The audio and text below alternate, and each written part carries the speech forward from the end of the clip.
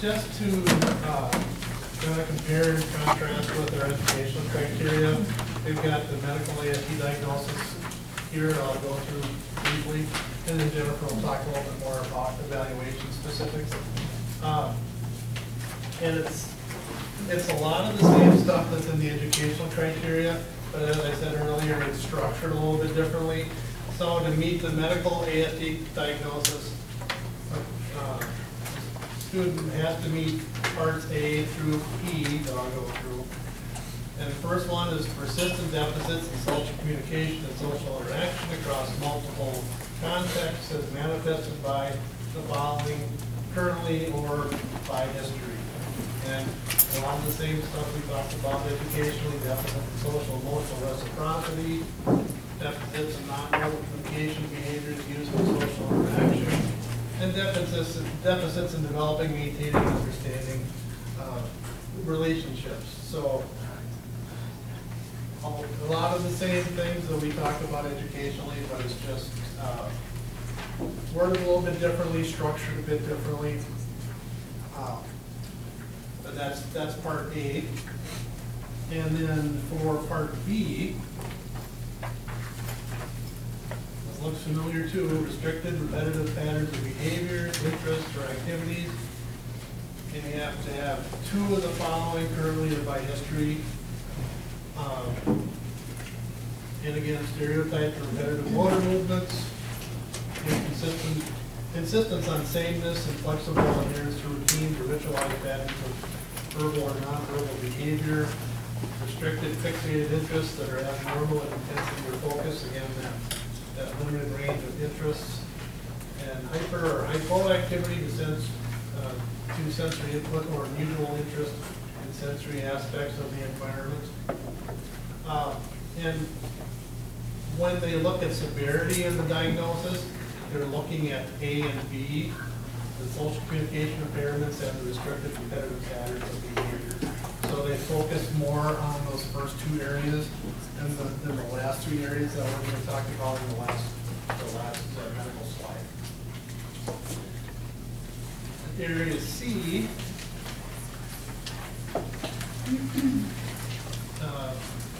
symptoms have to be present in the early developmental period. Most of the time that means by the age of 3.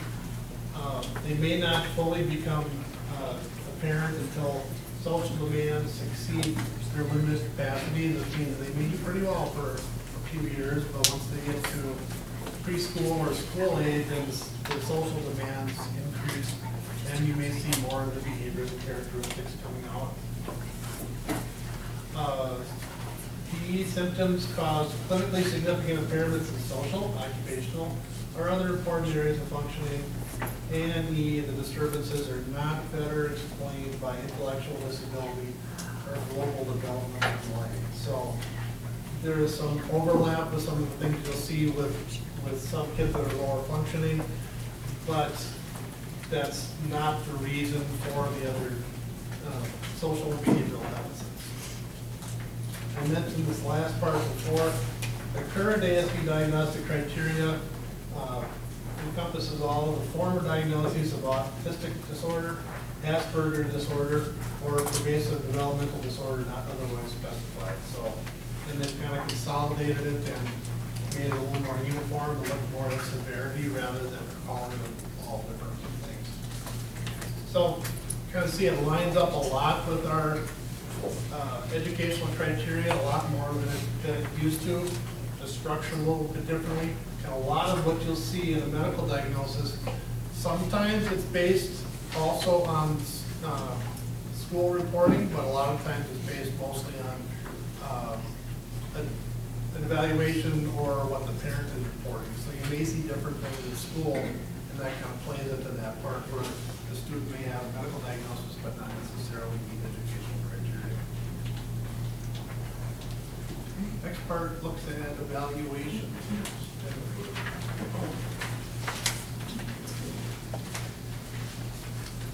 Thank you. Okay, so now we are going to go into the parts of evaluation. So this is when we are creating the plan. So you've done your pre-referral interventions, you've talked to the teachers, you've done all of that, you've come to the conclusion, yes, this is a student that we should evaluate. So how do we go about that? Once you're at your SST or whatever you call it, that type of meeting, it's best to create a plan with all of the parties that will be involved, or as many of them as you can.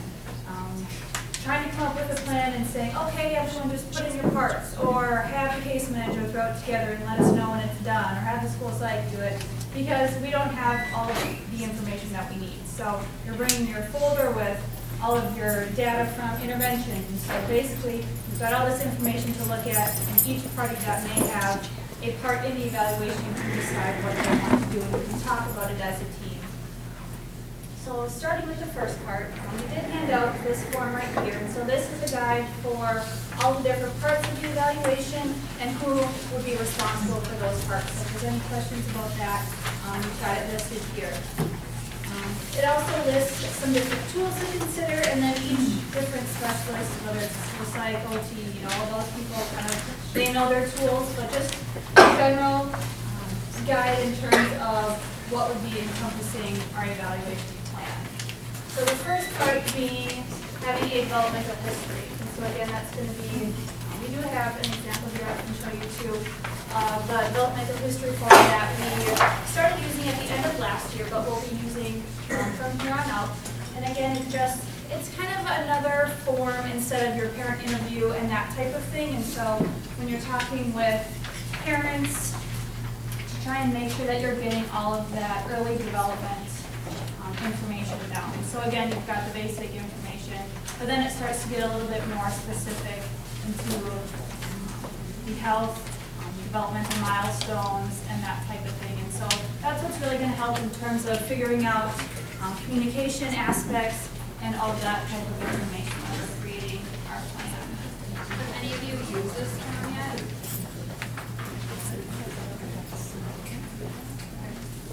I know I sent out to a couple of case managers that, like I said, we started last year at the end of the year. So again, this was one that was recommended through the network, the Autism network. So this is the form that we would really want to highly encourage. If you have another form that you're typically using that gives you other questions other than this that you feel are valuable, by all means use it, then just combine them and use all the information that is most helpful and valuable to the evaluation in there. Make it cohesive. Again, making sure that you're addressing the social communication and behavioral development, especially early development, and then beginning with your observations again in 2 different settings on 2 different days, really focusing on those support deficits.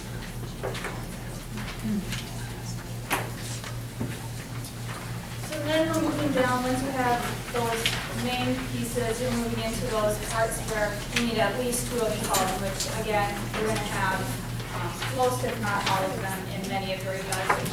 So the intellectual testing piece is school psychologist piece. So if we have outside information in a report, we feel it's valid and up to date, we can use that. We will pick the tools that we feel are best for the student, and that's why it's so helpful to have all of that pre-referral data. We know their verbal skills, we kind of have an overall picture of how the student is functioning. That way we can pick the best tool that will give us the best information for that student's intellectual abilities. Again, then we'll move down into deciding autism rating scales. So maybe outside reports have done some of those, maybe they haven't. And again, just trying to get an overall picture of how they're functioning so we know which forms are best to use for that student. Because without that information, kind of a shot in the dark, and then had we known other information, we could have picked a better form. So just having that information right off the bat will help with that piece. So that's why it's really important, and for some of you that are new, I remember when I was new, I got this medical report, I didn't know what to do with it, so I just filed it away, and a few months later, the school psych comes to me and says, hey, have we ever gotten a medical document from, Joey? And I don't know, and so looking back, here was this medical document that I just filed away. So it's a mistake that probably is made by many, or I just was really with that, I don't know. But it might be a common mistake made by new teachers or case managers, so I wouldn't feel bad about it. But just if you get any information regarding your student, make sure you're asking questions of who you can forward it to. Or talk with one of your coordinators. Hey, I got this information, what should I do with it? So that we can utilize all that information. It's especially helpful too if it's a current evaluation that was just completed a few months ago.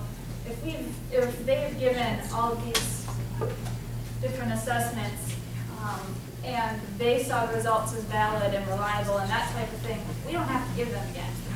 You don't want to give a student another intellectual test when they just went through a 2-hour intellectual test 2 months ago, only to receive probably a pretty similar result. And that's the same in terms of these different rating scales too. They're kind of a pain for teachers and parents to fill out, so we don't want to make them do it again if we have good information already. So just making sure that we have all of that information so we can make decisions on what we need and what we don't. We can be comprehensive without redoing everything. If there are concerns in terms of adaptive behavior, the school psychologist will then decide which forms to use, especially with younger students, because it includes a lot of those motor pieces in there, which helps for later on in the evaluation too. And so instead of using the Vineland, we are moving towards using the ASD 3, so the Adaptive Behavior Assessment System. And so we've decided as school psychs that it's a better form. It's not as long, it's not as difficult to understand the questions and what's being asked. When you stop, when you continue, you don't have to keep making calls because it's been filled out incorrectly. So hopefully it'll be a better measure and easier to use in the future. And so again, there will still be parent and teacher and that type of thing. And then moving on in terms of an FBA. So we say this generally when behaviors are a concern. And so mostly you might think of behaviors in terms of tantrums or acting out or being destructive, those types of really big behaviors. But it's also important to know that if you're seeing a preschooler who's just playing by themselves and they're not interacting or trying to have that joint attention or joint play with their peers, that's behavior. They may not be destructive towards others or causing any harm, but that's a really important behavior, especially when we're talking about autism criteria. So there are a lot of behaviors that you might not automatically think are behaviors in terms of when you're going to observe and when we're looking at considering an FBA. That's why it's nice to have that team there to talk about what the teacher's seeing, maybe what the special ed teacher is seeing, different consultants who have gone in. That way we can really decide if an FBA is a good idea, and many times it is. So that's something to keep in mind too. Courtney will go over that later.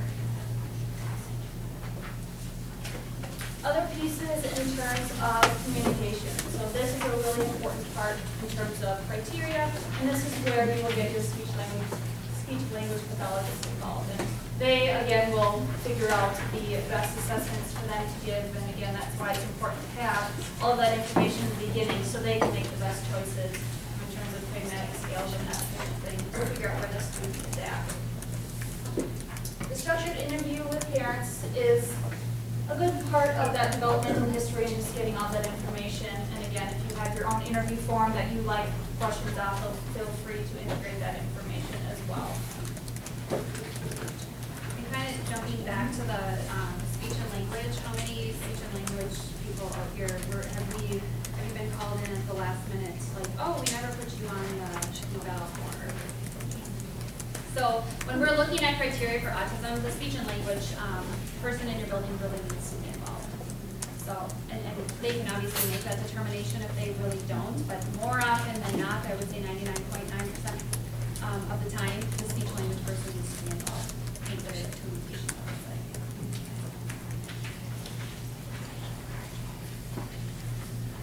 Another part in terms of going over criteria in the plan itself, again, if you have an evaluation from an outside source, making sure that you've gone through that, making sure that you're not testing too much or areas that you don't need to test, obtaining those reports and seeing if there is a diagnosis. If there is a diagnosis, making sure that the entire team is aware of that, so that when you come to the meeting, you're not sitting there looking at that box, oh geez, well, I don't know, it actually diagnosed it, we had this huge report that was 50 pages long, so just making note if that diagnosis is there.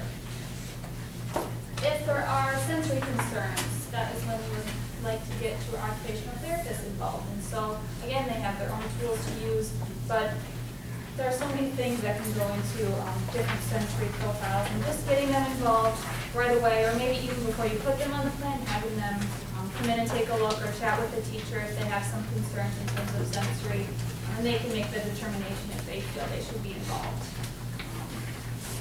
And like I said, that'll include a sensory profile. So really too, if you have any, if I always have to get everyone involved. I'm going to call my OT and my PT. I'm going to call them and say, just take a look at this student and see what you think. So if you're ever in doubt, I mean, I would just recommend getting them involved right away, right at the beginning. Come on in, just take a look. They come in for 5 minutes and take a look, 10 minutes, maybe a half hour, but they know right off what pretty much what they need to do. So just please make sure you put them on reports frequently, not frequently, but sometimes we forgot to do that. And when it's about autism, we need all those people. And then what about academic testing?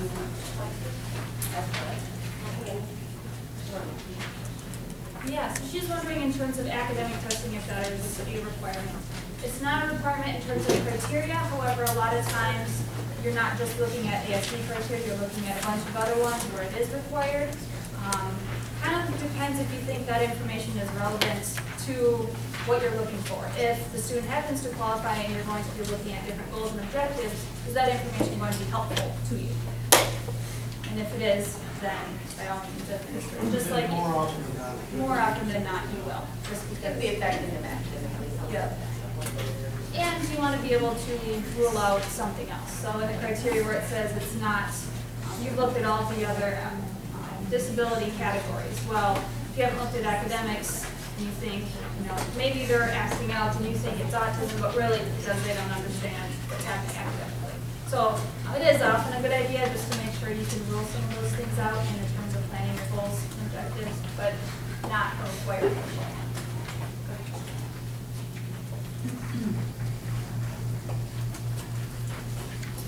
Again, getting others involved if you are seeing some motor concerns or if the teacher has motor concerns, oftentimes talking to the general education, physical education teacher.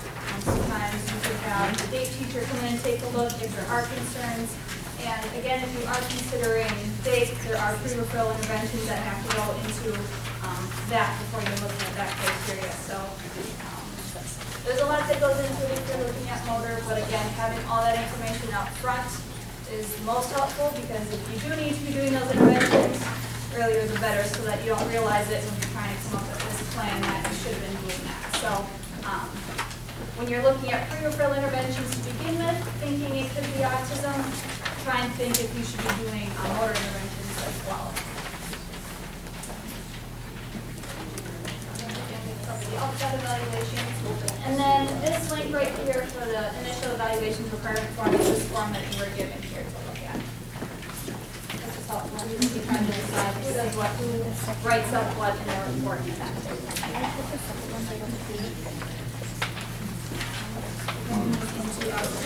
So before we get to that, this other form that you have is just a checklist from MDE in terms of criteria. So kind of a way, again, to guide your observations, to make sure that you're including all the necessary pieces in the report. It guides when you have to write up your areas and needs sections and that type of thing. So just a hard copy for you to look at that. And again, one thing to note in here at the top of this ginormous paragraph, it talks about how the behavior indicators demonstrate they must be atypical for their developmental level. And that's really important when we're looking at criteria and making sure that, if we're seeing all these different behaviors in a preschooler, is that typical for their developmental level or is it atypical? So making sure that you're keeping that in mind. And as well as we're looking at, you're testing for intellectual development. If their intellectual score is lower, are all these other things typical of a student who would have that intellectual score or atypical? So just really making sure that you're keeping that in mind in terms of looking at the whole student. Any questions about the evaluation plan? Who does what? Gets incorporated into any of those sections? Did you say there's something that says who writes up what? Yeah, that's it. Yep, this one right here. That says it in that right-hand column.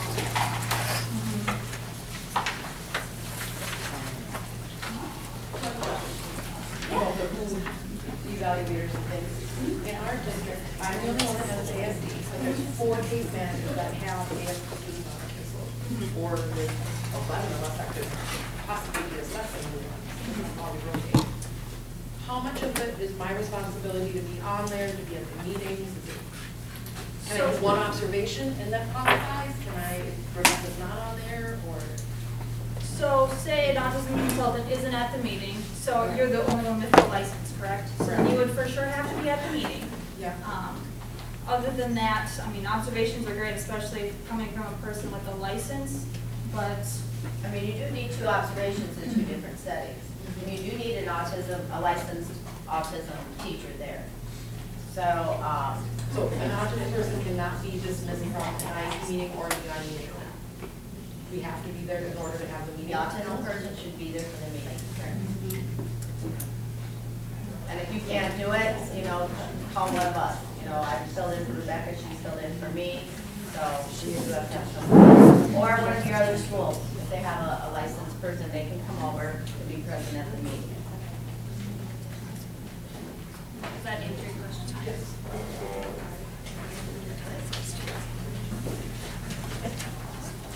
Observations. First of all, we're going to go through just what to look for when we do observations. I get called in quite frequently for observations, and I sometimes use these forms depending on what behavior I'm looking for, and sometimes I don't. Many times when I'm first called in, I'll go in and I'll just write everything down I see. I write everything down I see. I write the time, I write how long I'm seeing something happen, and then I go through it. And then I go through and I type it, and I type in these areas. So, and we'll go through the areas things that I'm looking for when I'm observing. But just to remember that once you've met one child with autism, you've met one child with autism. They're not all going to be hand flappers or toe walkers or screech at the top of their voice. So a lot of people say, well, what are all the characteristics? Well, there's so many. So just remembering they're all unique. Okay. Some of the things we're going to look for are affective development. So they'll have fewer facial expressions. They might stare off blankly. They might not even look at you, right? Or there might be something funny happening, and you're not going to see them smile because they don't get it. So that there will be a lot of times fewer facial expressions.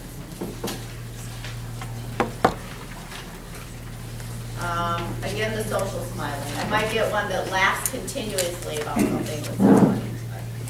Or I might have observed that, you know, again, that they're very blank. Their faces are very blank. They have a very flat affect a lot of times too. Looking for sensory and attention and self-regulation. Can they regulate themselves? Are they sensitive to sounds, loud sounds? You know, it's figuring out those things, you know, while you're observing. But, you know, I'm not maybe going to know that during my observation. I might know the classroom's noisy. So-and-so is screeching out. So then when I go back to review my observations, I'm looking at those different things that might be happening in the environment. So they might not like touch. There's a lot of times, I'm a huggy person. I'll go up to students and hug them, and they're like, ah! Don't touch me. And so what I come back with is, you know, thank you for using your words, I won't touch you again. And I do have an issue with that, and a lot of us do. I mean, especially, you know, the little ones, we like to hug and we like to touch and pat and nice out there, you know, right? But a lot of them don't like to be touched. So something to look at while you're observing too is those kinds of social things. Lighting, talk about lighting. Sometimes, you know, when I'm observing, I'm like, you know, it's really dark in there, or it's really bright in there, and these are the other behaviors I'm seeing. So we're looking at all those things when we're observing, and I'm just writing them down as fast as I can. So typically I'll do anywhere from, I don't usually do less than a 20-minute observation, but I really try for 60 and maybe several times if I need to be, if I'm not seeing the things that I've been made aware that maybe could be happening in the environment. Right? Textures, how many of you see textures when they look at something and they gag? You know, or they touch silly putty and they throw up. You know, I have them throw up when they do that too, and that's, you know, That's kind of a red flag right there as well. Although sometimes I look at things and I throw up too, so I don't know. But, say we start acting like we were. So. Anyway, we look for some of the things like gesturing. You know, when I'm doing testing with students as well as observing, I'm looking for if they gesture. Do they point? Can they point at things? Do they shake their head? Yes. Can they shake their head? No. So when appropriate. So gestures are things that we also look for when we're observing. And communication, a huge one. Again, I'll call in our speech therapist frequently when I have questions about communication, but they might be nonverbal. They might not be able to express themselves appropriately, or you know, maybe they overexpress themselves. So they can go either way. Eye contact. That's a really frequent one that, you know, they don't have eye contact. But remember, we have to think about some of these things too. Eye contact, it could be caused from their environment. You know, maybe eye contact is considered a bad thing when they were growing up. So we have to think about when we're looking at behaviors, we do have to look at their background, where they're from, you know, who they are. Maybe they get beat at home, right? I mean, it happens. And so they know they're always looking down. There could be a lot of reasons that some of these things could be happening. But then again, that's why I go down and I write everything down that I do. And it's just, but eye contact is a big one. You know, babbling. Let's see. Oh, this is a huge one. When they take your hand and take you places. You know, they want you to grab their glass. And, you know, so they use your body as a tool for their body. That's another area that we work with. And, you know, and this can be in older kids as well. So it might not be, a lot of times the higher functioning and the older ones, you're not seeing these things aren't as black and white right out there, right? But it does. You know, it does happen in those students too. And a lot of times some of these behaviors can be behaviors that aren't outward. We talked about that. You know, they're not throwing things or hitting people. It could be more of an introverted, or, you know, I can't talk to anyone, or I just want to be alone somewhere. I don't want to go into a mainstream setting because it's too big and scary for me. Right? So we're looking for all those things.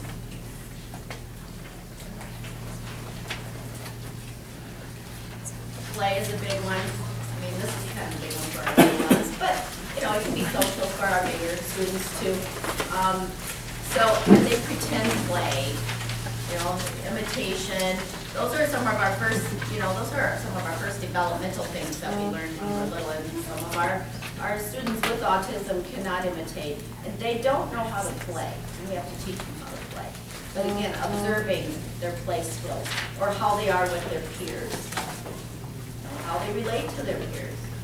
You know there's some students here at Rum River East that sit and isolate themselves, you know, even when someone tries to talk to them. So, you know, and we're talking, right now we're trying to cover birth to 21. So play skills, we often think of little ones playing together, not parallel play, but interacting. But we look for that for our older students as well. Motor, I usually get an OT in when we're talking motor. So are they clumsy? Do they fall over their own feet? Do they toe walk? Hand clap? Right. Some of them bang their head. I don't know all of you, but do you see a lot of these things in your students that I'm talking about? I know, like, Marie, you have the little ones, so you probably see a lot of that. And, okay, yeah. So nothing probably new for you. But when I'm talking observations, I do write everything down I see. And then I go back and look at it again. Just reiterating myself. Lining up things. Might line up trains. Somebody, you know, in a high school might have to have everything, all their papers in certain orders, always.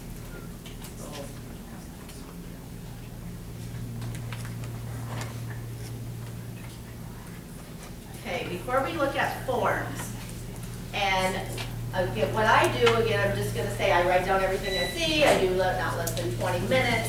I'd love to do 60 or 2 hours even, depending how much time I have.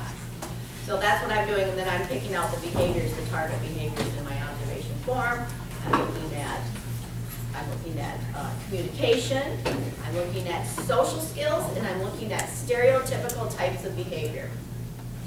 So what we talked about here, I'm looking for all those red flags when I'm going in and observing. Okay. And then when I type up my observation, you know, I type up everything that I saw, everything I wrote down, the times, and then at the end I label communication, social skills, stereotypical types of behaviors, and I pick them out of my observation form. That is typically how I will do an observation. Then I may go back and I look at, oh, my target behaviors were hitting students. Then I'm going to go back and I'm going to do another type of observation. And these are some other forms that we can use. There's different forms for play skills. There's different forms for social observations. But the important thing isn't always the form you use, but that you get that data down. That you get that down and have that on paper.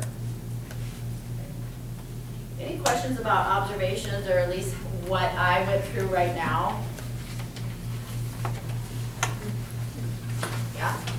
How many of you do observations? I get called in a lot for observations, so you all do observations. Do you all do it the same way? Do some of you do it how I do it, write down everything, or do you use a form that you use? You do it. You do an actual form that's already printed out. Okay. All right. So one of the forms that we showed earlier in the pre-referral process would be a form that I would use typically, just to have those notes. Sometimes the room gets pretty chaotic, it's loud, it's noisy, there's 30 other students in there, and so you get sidetracked, and then you're out. There's been times where I'm like, oh, maybe I should be observing this one. It's true. If we don't know who they are, I mean, if we just walk in, we always think we can pick it out. And I have observed completely different students before. I'm like, dang, I have to redo it. So, right? It's true. I try to go in and, you know, with the teacher not telling me who the student is, so I can really see if I can pick that student out, but then like, there's times where I have to go, no. Because we've got like multiple.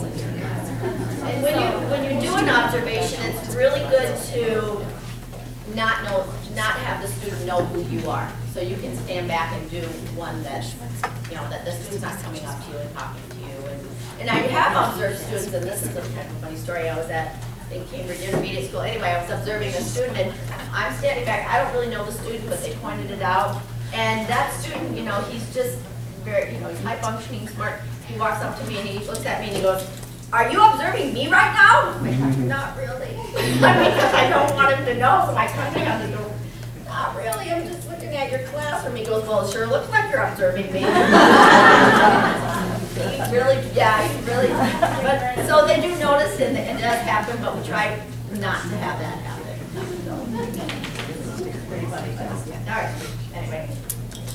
And very similar to Lynn, if you want to click on that. Yep.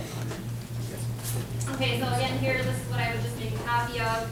You can have a clipboard in there with me, or however you organize your world. And then just kind of, you know, go through some of that as you're observing, so that you don't have to keep writing stuff down, or I'll just highlight a few things and then I'll make notes, you know, or tally marks of how often that particular student is engaging in that behavior or not doing that behavior. I try to put a positive spin on it, you know, what can they do? I know we go to meetings oftentimes.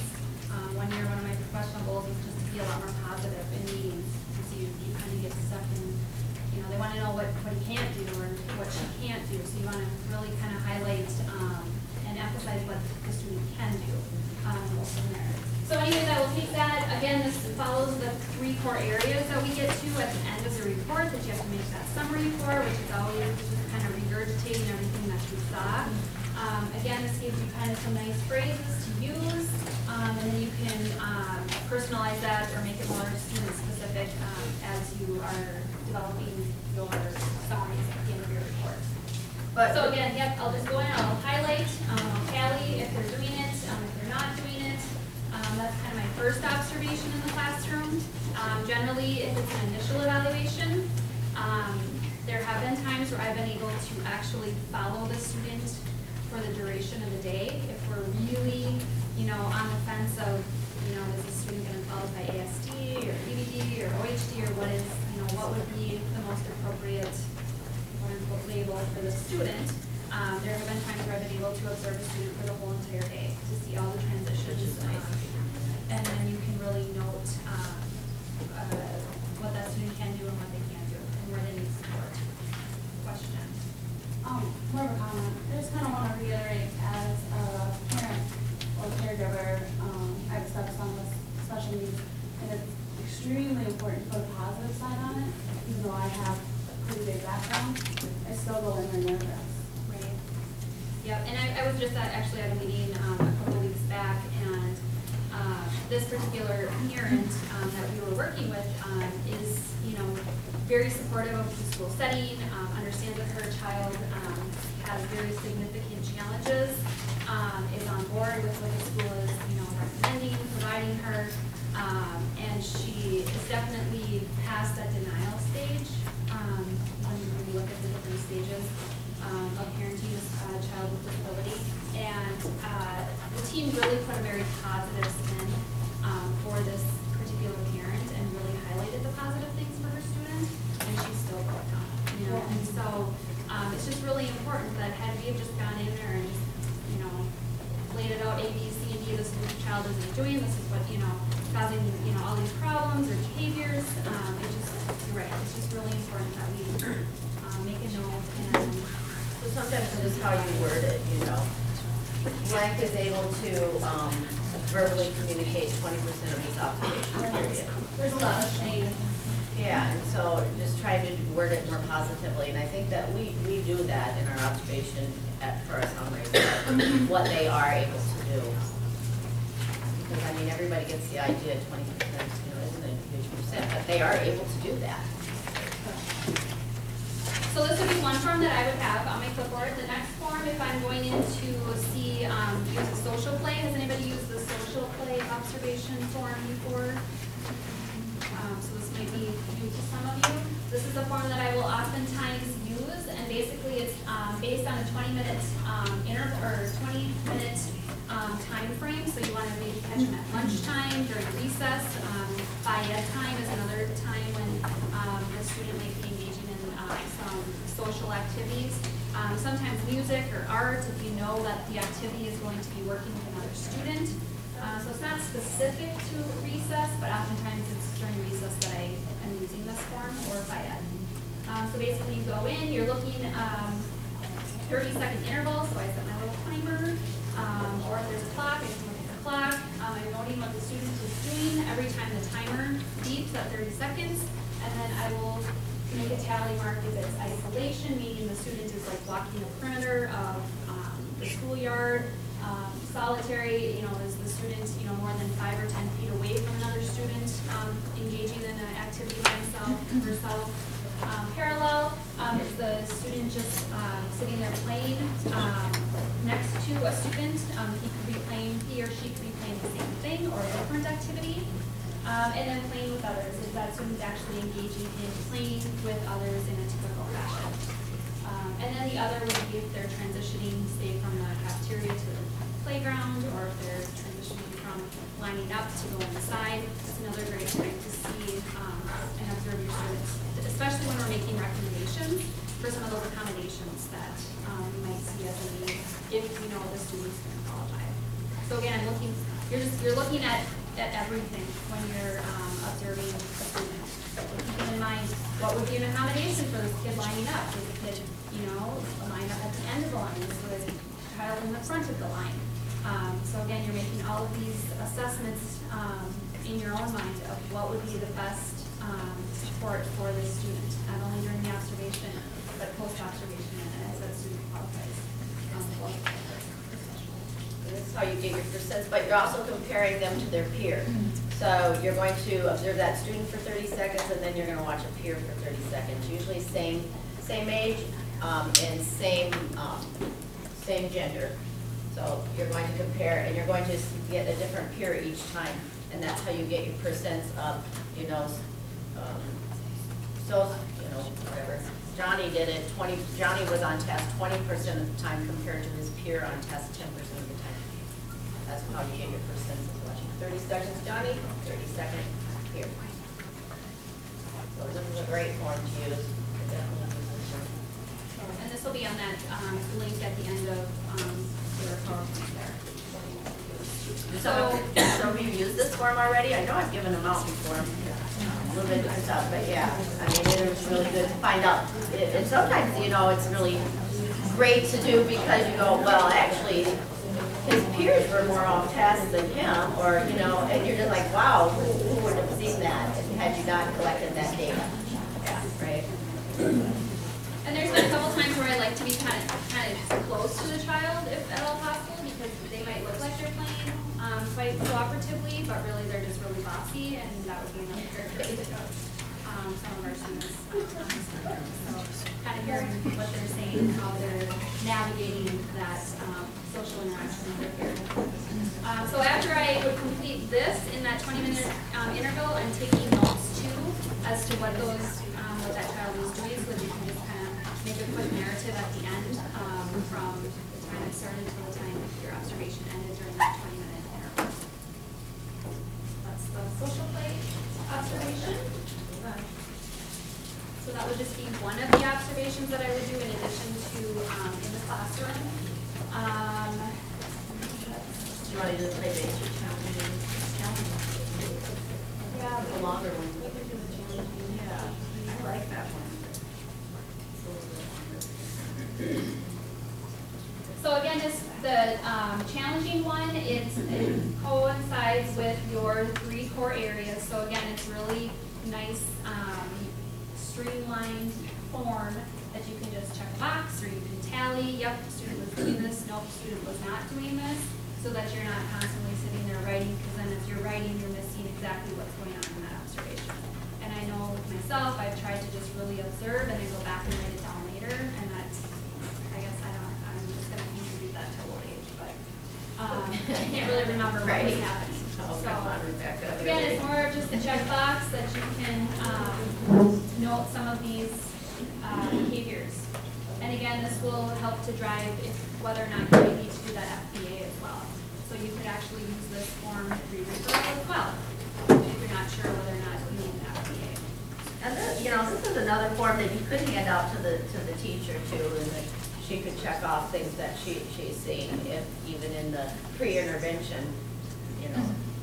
Because sometimes I think some of our teachers think they know the, you know, characteristics of autism, and maybe they don't, and that's just real helpful to have that visual for them to see, yes, that really was a characteristic, or yeah, that is. Or again, they come to you and say he's just being naughty or she's just being naughty. Well, you need to give me more detail of what naughty looks like for that particular student. Yeah, or they'll say, I know they know better. I know they know better. I'm like, really? They don't know. So, right. So again, and then again, it aligns with your core areas at the end of your review.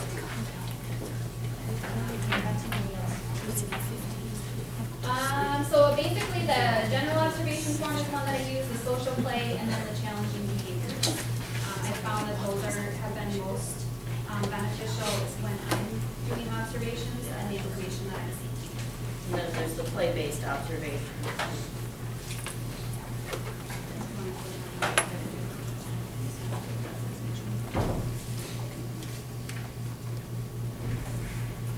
And again, we had touched on this one earlier, so some of those early childhood, or even kindergarten, first grade, their cognitive level is lower. This would be a great way. Again, it gives you the example or the item that you're using, and then what you're actually looking for. And you know, you're going to see that most of this one is mostly for littler ones.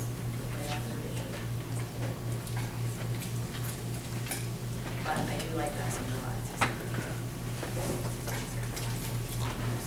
All right, so moving on to, I will show, if you have time, I don't want to run out of time, or I don't want to be too lunch late.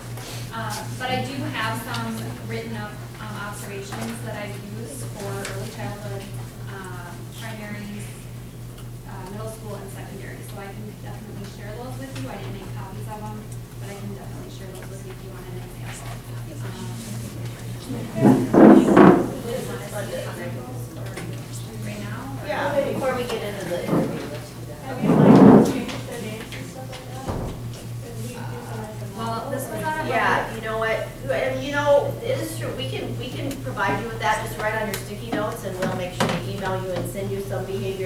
observation forms that, or observations that we have done.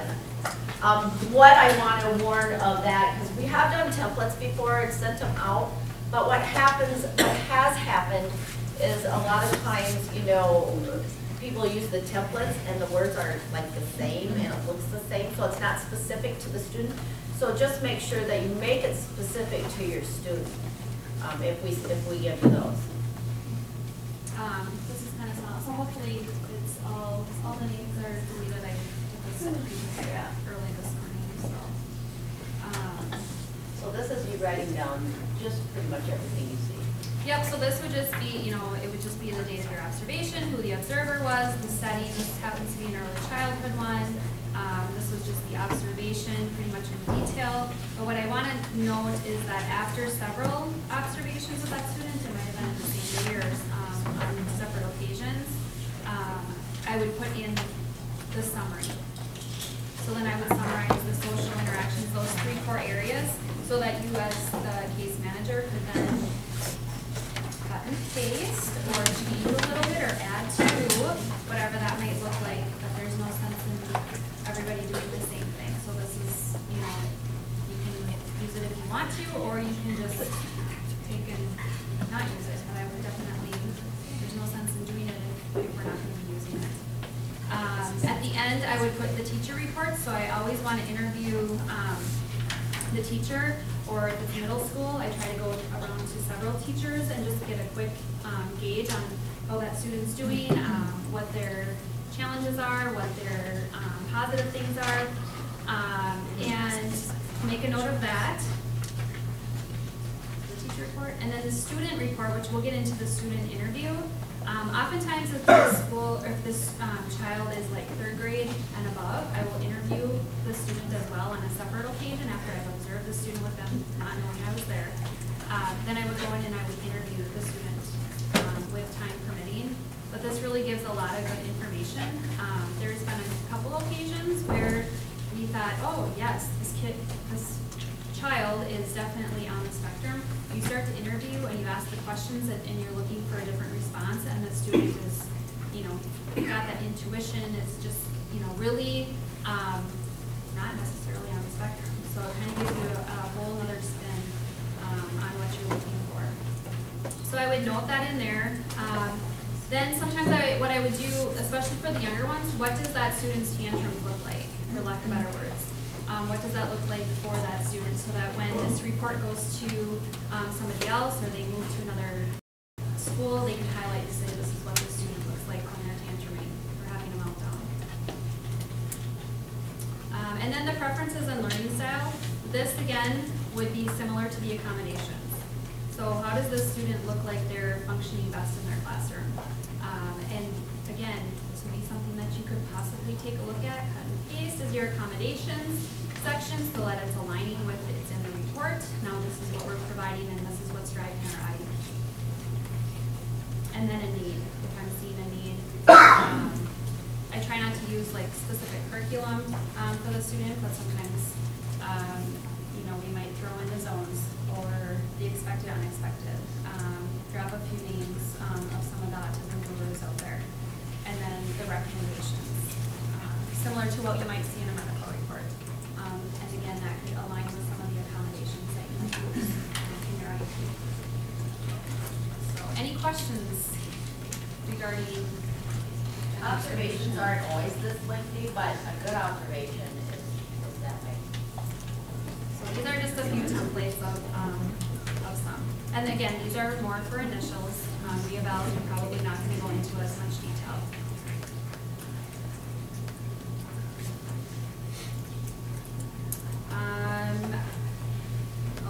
I had a re-eval one here. So again, this one I did not do like a social play, a systematic observation. It was just basically going in, observing the student, the summary, and then if it's a re-eval, you're obviously looking for those 3 core areas, noted those 3 core areas and what we're seeing so that we can identify that in our criteria, so it's all matching, aligning, and we've got a great looking report. And then the preferences and learning style, which then can also be used as accommodations for that student. And then if there's any additional needs that student So that would be your reeval, so it's not quite as lengthy. And then there was a secondary one, and this is oftentimes where I'll go in, I'll do that observation. This was a systematic one, social play, and then I also take time to interview that student. So this is where that'll get a little bit longer and interview that student to find out more information and insight into that student. Sometimes those interviews can bring out things that, I mean, you can find that the student's depressed or something that maybe is going on at home that's causing the behavior that you're looking at. So those interviews are really great, and I find those really helpful, especially at the high school level. Right. And then always ask, what do you think you're really good at? Oftentimes students, they can't think of anything. So I try to kind of help work through, well, do you like art? Do you like, and it gives you more insight into their interests as well that you can then also document in the report. And then you can use for interventions if you need to put those in place, their interests, their hobbies. And then here's the teacher and staff reports. This one gets a little bit more lengthy in middle school and high school just because there's several more teachers that you might be kind of interviewing. And it doesn't have to be anything lengthy, but just something, that they can, a positive and a challenge to that student. And then the student reports. Again, the preference learning style, again, you can use that as part of the accommodations might be needed. And then a need, are we seeing a different need? And then there's some recommendations.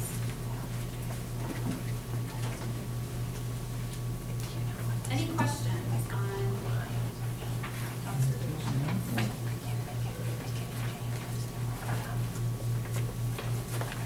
I feel like observations is probably one of we gather the most information out of the whole entire report from observation, and especially that student interview when you start to talk with that student. So I think it's really essential that we spend a little extra time on that and maybe not so much on something else in the report, whether that be the developmental history interview, get that back, not focus so much time on that, but really get to know that student. And a lot of times the observations and interviews are a lot more helpful than scores because they give you more of that real life data, what the student is actually doing, what they can do, what they can't, versus pre-made questions that are on a form that will get confused when they're trying to answer. Well, they kind of do it, kind of not. I'll just circle this. But you can see it. That is so much more useful than everything I'm doing. So. Well, everything's important, Yeah. but that can be really helpful. So that moves us into the structured interview forms, and we have about 25 minutes here for those that are watching the clock. This would be a structured student interview, so this would be a form that I would take. I try to make it not look like I'm taking notes on this student, so sometimes, it's, you're just having more of a conversation, and I'll go back later and I'll try to frantically write down what I can remember from what that student said. But it's just kind of a guide. It also aligns a bit with the second or the ADOS when we're testing an older student. So some of the questions that we ask a student when we're doing testing with the ADOS, some of these questions are similar as well. So this is a good form to use for a structured interview with the student. I've never done it where I've just given it to the student, but that might be an option too. If you're really finding that you're short on time, highlight a few every day. Can you answer these questions for me and see how that student responds? So that might be, I like the interaction because you gain a lot more information from that social interaction. Plus that interaction, you're looking for all those 3 core areas, their facial effect, how they talk, their eye contact, so you can get all that while you're doing the interview with them. And then we just have 3 teacher interview forms here. One was pre-verbal, again, addressing those 3 core areas. You get this information and you can just plop that into your core summary areas. When I look at teacher interview forms, just to add, you know what I'll do because they look kind of lengthy? I'll put them on back to back so the teacher thinks it's just one.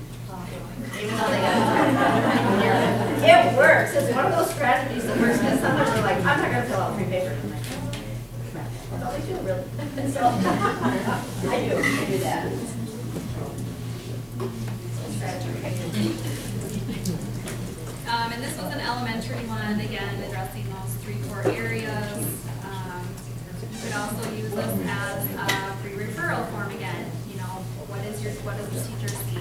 Again, it's kind of lengthy, but maybe they'll be more apt to bring some of those interventions into place.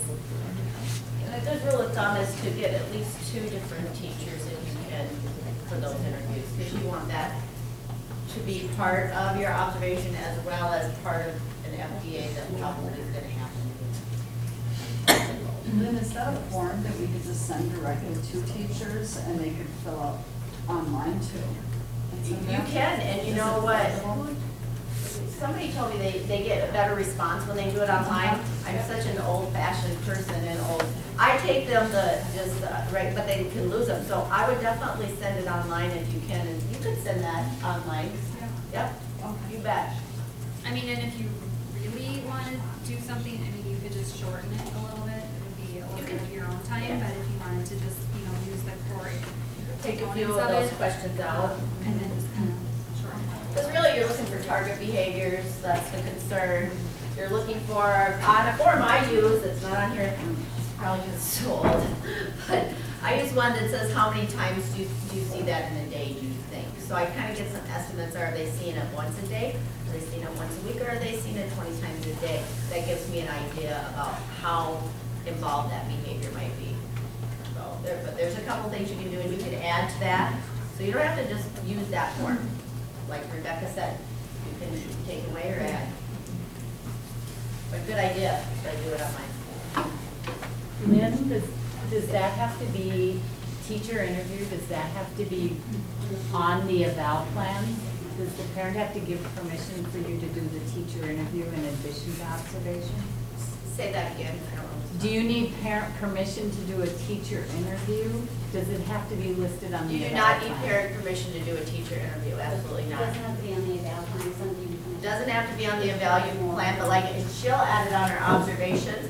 I don't always add teacher interview on my observations. I will, of course, I always add it on the FBA. But, yeah, which will go into more detail this afternoon on those FBAs. But yeah, I would definitely, I always give those out to at least 2 different teachers.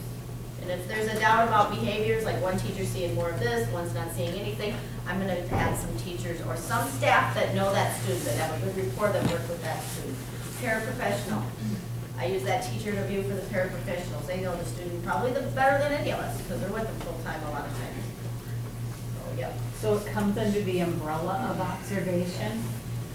It does not come under a teacher interview does not come under the umbrella of observation, but like Rebecca will typically use it. I don't always use it. It depends on what's going on, but I will sometimes add that in my observation if I think it needs to be there. But you typically always use it, I think, pretty much, in an observation. That's just part of what. So there's not, an observation doesn't say, there's nothing that says we have to have certain things in an observation. We just know that good practice is when we're observing, we want to find out what the needs are. So we're getting in there to do that. So really and for autism, we're looking at those 3 core areas of what we're, you know, the different mannerisms that might come out in those 3 core areas: social, communication, and stereotypical. I mean, and if you know you're doing a teacher interview, I mean, you could certainly add that on there. Yeah, Observation and teacher-student interview. I mean, the more information you have, I mean, the better. Most of the time. But legally, you're not obligated to put it in the eval, but you can use it for the eval. Yes, correct. Yeah. Not in the observation, you're not, right? Any other questions? All right, so again, these are just forms that are available. You'll have a link to all of these at the end of the session that you can make a copy, hand out, use at your leisure, use tonight to go to sleep, whatever it might be. But just some of the forms that we are using within the co-op. And recommended from the Autism Network. One thing I wanted to add to in terms of, you know, you've got your plan, everyone has done their pieces, it's very comprehensive, especially for these types of evaluations. the sooner everybody can get their pieces done and written up and in the report, the better. That way, each team member has an idea. They can read through the report before the meeting, and there aren't all these surprises coming up at the meeting that different people didn't know about. I know I've been in some meetings, and you know, it's difficult to determine, well, you think they're going to qualify or do not, and then all of a sudden at the meeting you're getting some of this new information that no one knew about that plays a big role into this. So the more information we have and the sooner it's in the evaluation, the better, so all parties get the big picture of what's happening and some ideas of what we think for programming or what we can do if the student doesn't qualify. Well, and there's so much, and we know how hard it is, and we know all the paperwork. I mean, we get it, but I mean, all we can do is the best that we can do, and are we gonna make mistakes? Yeah, we are. But you know, we try to get as much in there, like Jennifer said, as we can, so that when we come into that a meeting, we at least know kind of what's going on. Because sometimes you don't always see a different team parts of those.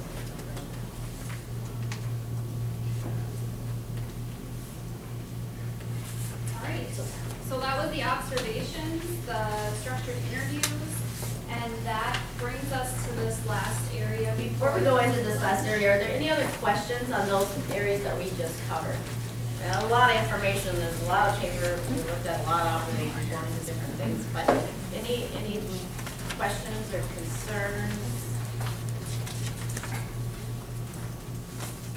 Comments? I mean, you're doing no questions, right? Just kidding. All right, we're going to go through summary. So again, summary, core area 1. And you've already talked about it, but I think that it's always good to review it again. We're looking for qualitative impairment of reciprocal social interaction. So in that we have a limited joint attention and limited use of facial expressions towards others. Talked about that. Flat affect. Laughs all the time, that could be one area, so that's more than a limited, that's over more than what is typical, you can say that. Does not show or bring things to others to indicate interest in activity. That's when they play alone, they're isolated, they don't really bring a truck to you and show you. A lot of, you know, students that are typically, what do you want to call it, growing up, typical, whatever, they will bring, they come and show you their car, or their truck, or their ball, they're excited about it. You won't get that. They have a hard time relating to people. Difficult time relating to people, objects, and events. They have a gross impairment in the ability to make and keep friends. And that's birth to 21 and above and beyond. They're vulnerable to safety issues. Do they run out in the street? I have a lot of students that are runners. They run out in the street, they don't care if there's a car coming, they're gonna run right in front of the car. Will they climb and jump from high places? You know, a lot of our students with autism do that. They have no idea that they're gonna get hurt. They have a high pain tolerance, and they might break their leg, but you'll see them walking around for a week, and the parents go, oh my gosh, there's something wrong. That's significant vulnerability too, something that I know if I go in and I'm going to have a student come with me to do an interview or take a walk or get to know that student, if they're just willing to come with me and not look back at the teacher or look at my badge or ask who I am, you know, most, especially middle school, when I'm out there, I call it, for lack of better words, I'm just out there stalking. Stalking? I feel like at times I'm just stalking these students, you know, if you're just trying to be, you know, indiscreet about it. But if they're just going to come with you, they don't ask questions. Most typical middle school kids, most typical even kindergarten, they're going to ask, who are you? You know, how do I know you? They'll look at your badge. Some of the students that I work with or that I'm taking to interview, if they just come willingly with me, that's kind of a red flag right there as well.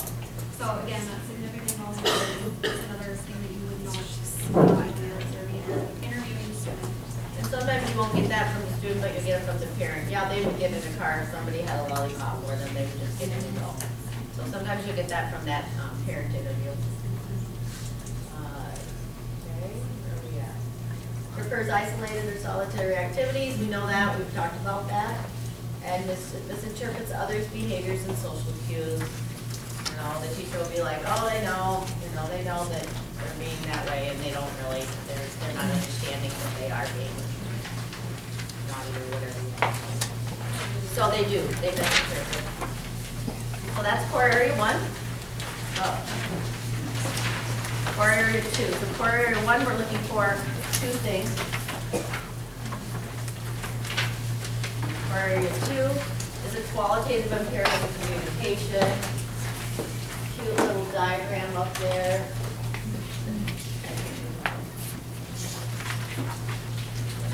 But it's the ability to use language and to communicate with our peers and with other people, to the listener. So that's again the finger pointing. You see finger pointing. It's an absence or delay of spoken language. We won't know that sometimes unless we talk to parents. And they tell us that they did have that. Do they understand our nonverbal language? You know, and I'm just like, oh, you're really pissing me off when I'm not talking, and they don't get that. Which hopefully we're not doing that, but you know, just for just a lack of, you know, just not understanding our nonverbals, or happy. We're really happy and they don't get that either always. Production of speech. So you might hear it really loud, like really high like this, they talk like this, they talk like that. You know, so just that, the volume, the tone, cadence. Right, and repetitive language. A lot of times they repeat what you say, at least your last few words. Or they might, you know, repeat commercials they hear on TV or video games that they play. The game shows, you'll hear that throughout, I know. And although we think it's cute, it's a behavior. And the inability to initiate or maintain a conversation. Big one too. Core area 2, you might find one in core area 2 or 3. And core area 3 is restricted and repetitive stereotypical types of behavior, interests, and activities. Hand clapping, insistent on following routines, overreaction or underreaction to sensory. And the rule-bound, rigid rule-bound thinking. Some of them can't play a game differently. There's not going to happen. They're going to have a tantrum if you try to change that up. Or if you try to change their schedule. You know, they taught schedule changes. And this is the area too when you're thinking about your eval plan. Do I need to do an FPA? If you can note a few things on there that student engages in, you're probably going to want to do an FPA. Another piece of paper to do. I know. It's helpful for intervention. Here's a summary of our core areas and needs. We'll look at the visual diagram. And I think you were going to do that handout of that visual diagram. Yes. You guys did that? The visual diagram handout. That's not, oh yeah, are you guys on slide 37 already? Yeah. Or, I thought that was after, oh, 32.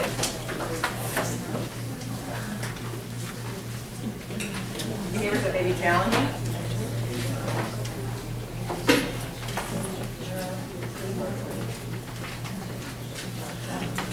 All right, so if you're getting this handout, it'll look something like this.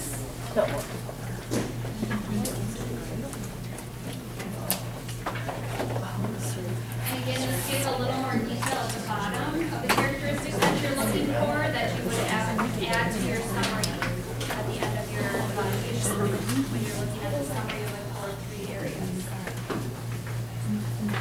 So again, some great terminology that you can use. Nobody's ever said it has to be narrative at the end of the summary, the core 3 areas. It can be bulleted. However, you feel that message would be best received by the person reading it.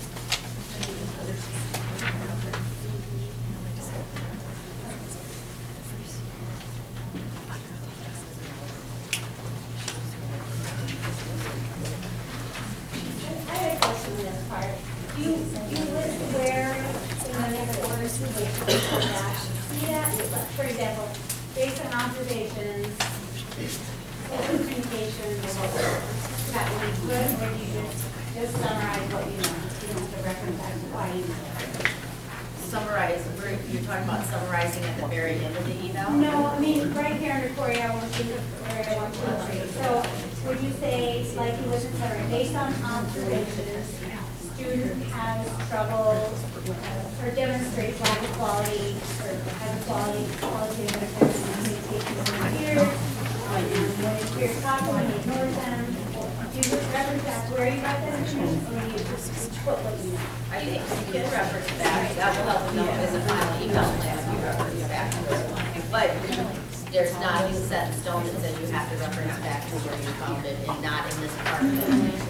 At the end of the eval, right? Yeah. I mean, it might be that, Yeah, it would be. you know, based on blah, blah, blah, we found 8, And if you're taking notes, I don't know how to do that. Your way to categorize it in my own. yeah, Yep. good idea, I think. How many of you have difficulty with this summary? You get to the whole report and you're like, And hopefully, you know, you want it to look the best, we all know that we're but really it's just going back and, you know, and hopefully, you know, everyone who's doing reports are putting a little summary segment in of what they did. So a lot of times it's copy and pasting those into your summary of their summary of their report. Not always that, I think most of the people like to just check on that. So again, this is just a nice visual reminder for you to use when you're getting to that summary page.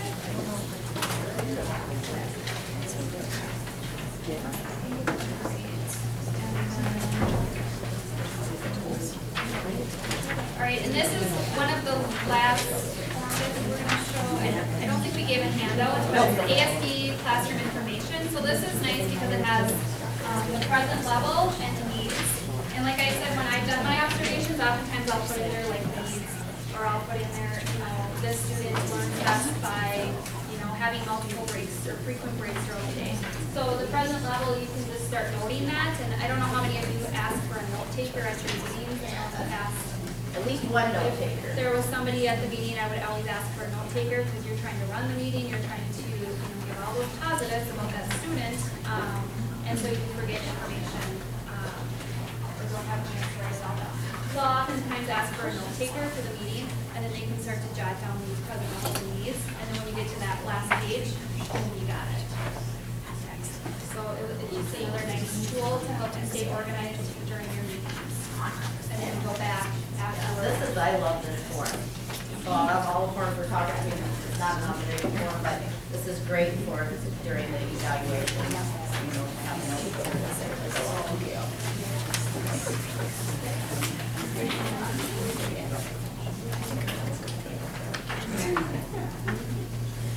And again, just, you know, to wrap up here, case manager is responsible for completion of the sections in the ER. Hopefully most often your specialists or whoever's on the team have their portion of the report and complete those sections. A note to appoint a note taker during your meetings might be helpful for post-meeting discussion, and then refer to the above links. You talked about the criteria, including the criteria.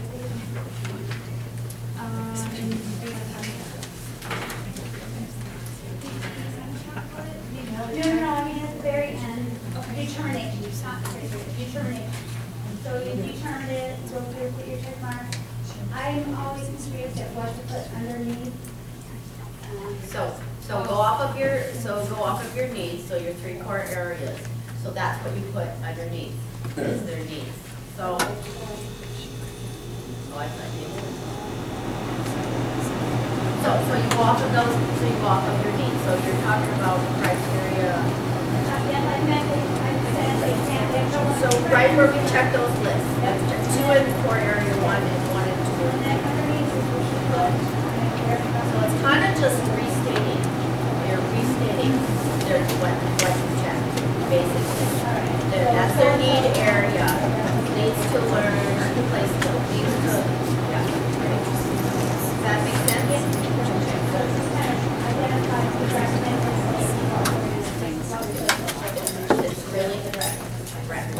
Yeah, so it's really just restating those needs areas. And I don't think at that point you even have to put what you're going to do to.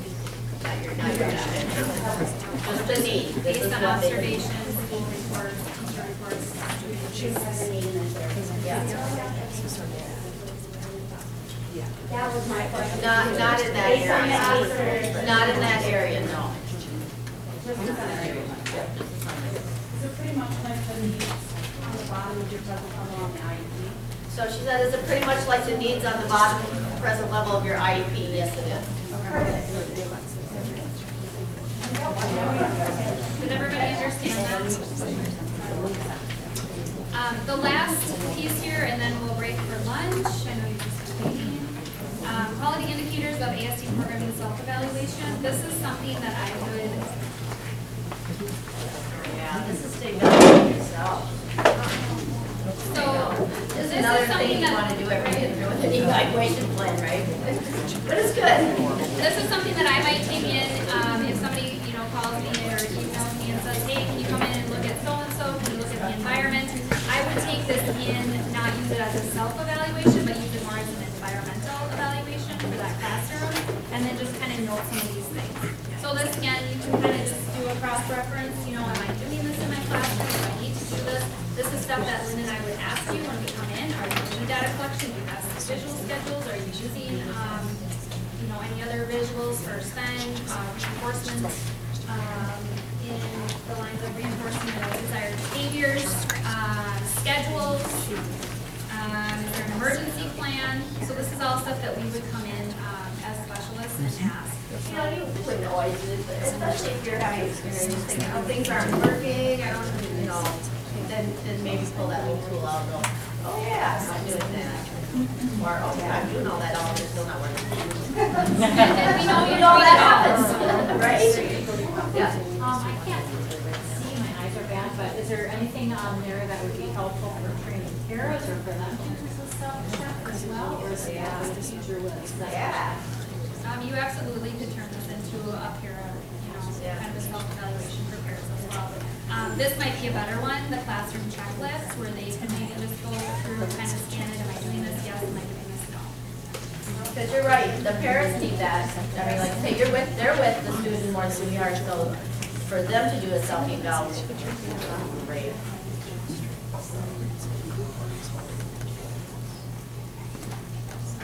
Again, more forms for you.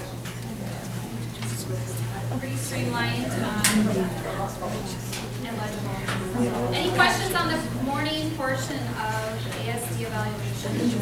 Or comments or concerns?